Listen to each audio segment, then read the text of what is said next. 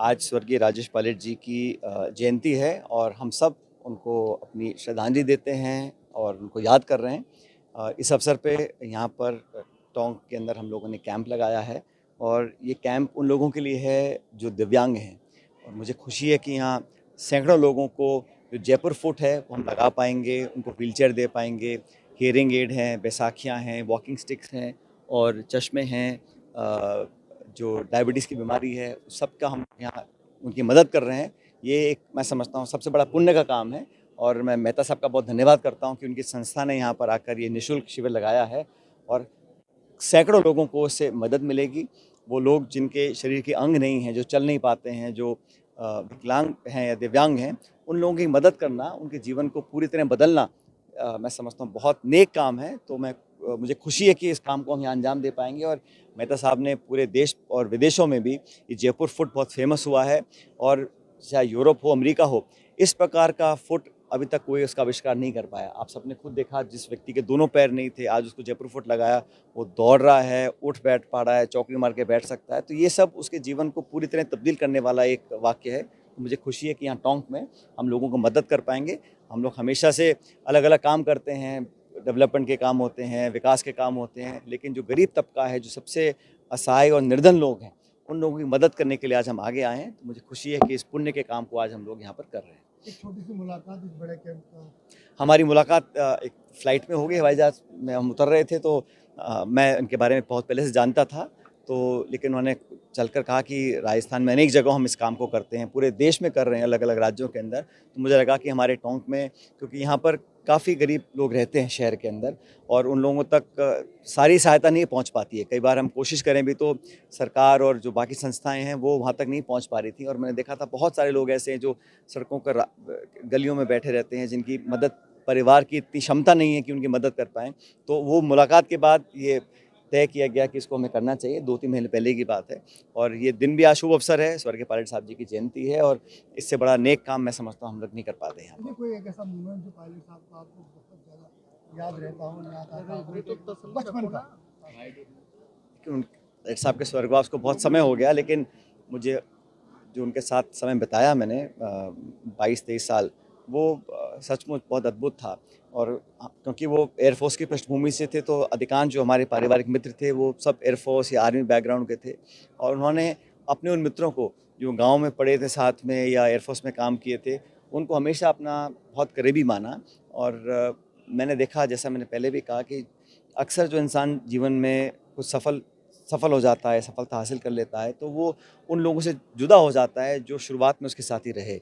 और ये मुझे लगता है कमज़ोरी होती है, क्योंकि जिन लोगों ने संघर्ष में, बचपन में, उन बुरे दिनों में आपका साथ दिया या आपके दोस्त रहे, उनके साथ एक दूरियां बन जाती हैं। क्योंकि जब सत्ता आती है तो चकाचौंध ज़िंदगी हो जाती है, बहुत व्यस्त आ जाती है, नए नए लोग मिल जाते हैं। लेकिन लोगों को, पुराने लोगों को, जो हमारी जड़ें हैं, उससे अपने आप को बरकरार रखना, ये बहुत बड़ी एक, मैं समझता हूँ, एक इंसान को एक याद रखना चाहिए। वो हमेशा मैंने देखा और मुझे तो पायलट साहब का ये हमेशा याद रहता था कि वो कितना भी काम हो, कितनी मुश्किल का समय हो, वो हमेशा मुस्कुराते रहते थे और उनकी जो मुस्कुराहट है वो बहुत सुकून देने वाली थी।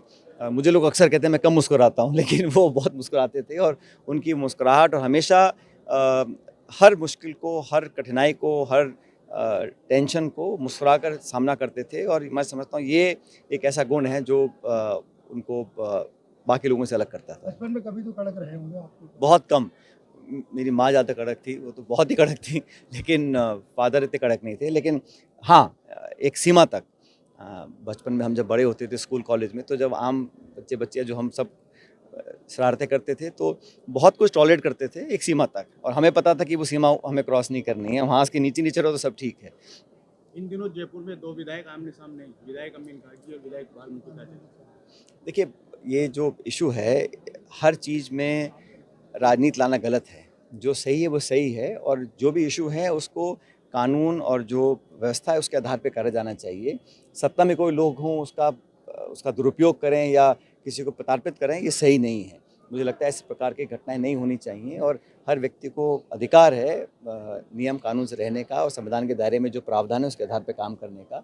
लेकिन ये जो टकराव पैदा होता है, ये कोई अच्छे संकेत नहीं है। केंद्र का बजट आया, आपने देखा? राज्य का बजट कम करना चाहिए। केंद्र का बजट देखा, लेकिन उसमें देखने लायक कुछ था नहीं। पहली बात तो पूरे भाषण में राजस्थान का नाम एक बार भी आया नहीं। वो तब जब डबल इंजन की सरकार है, राजस्थान में सरकार बीजेपी की है, लेकिन केंद्र की वित्त मंत्री ने एक बार भी राजस्थान का जिक्र तक नहीं किया। अब विशेष राज्य का दर्जा भूल जाइए, परियोजना भूल जाइए, लेकिन जो केंद्रीय बजट था उसमें पहली बार ग्रामीण विकास मंत्रालय में लगभग 40,000 करोड़ का कटाई हुई है, उसमें कम पैसा दिया गया है। और पिछले बजट की जो घोषणा थी उनको पूरा नहीं किया गया।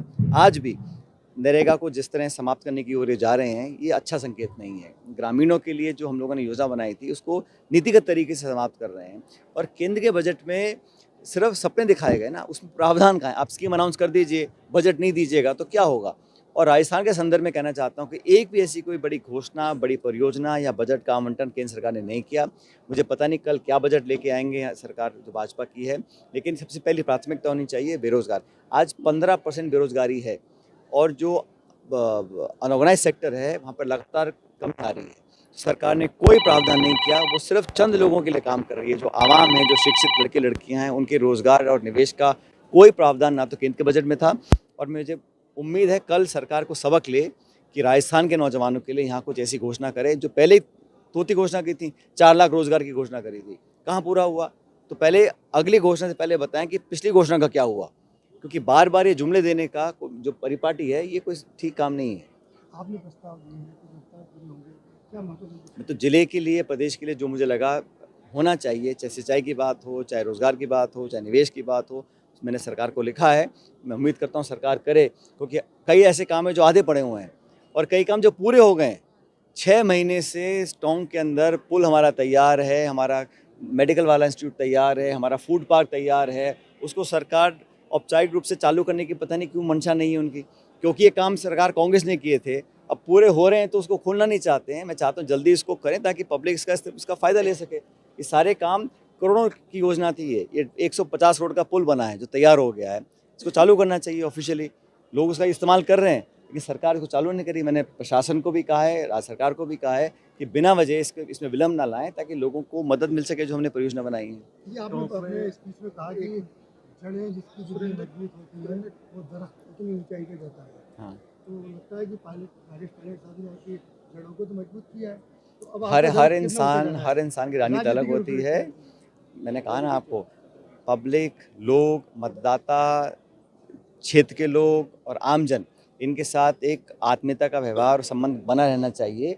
और राजनीति होती है तो जनता के दम पर होती है, हार जीत लोग कराते हैं। अब लोगों से आप दूर हो जाएंगे और घमंड और अहंकार की राजनीति करेंगे, सत्ता का इतना आपको गुरूर हो जाएगा, तो निश्चित रूप से वो दूरी बन जाती है। और जब दूरी बन जाती है तो जनता आपको नकार देगी। दो दिन पहले 2 दिन मैंने सारी मांगों के बारे में लिखा है भाई, चाहे रेल परियोजना हो, सिंचाई परियोजना हो। अब जब सरकार पे कल देखते हैं बजट में क्या निकल कर आता है। 2 दिन पहले मदन दिलावर ने कहा है जब आतंकवादी मरते थे तो सोनिया गांधी ये बाटला हाउस में बैठे उनके बारे में कुछ बोलना नहीं है, वो तो वैसे बयान देते रहते हैं, उनका कोई सर पैर नहीं है।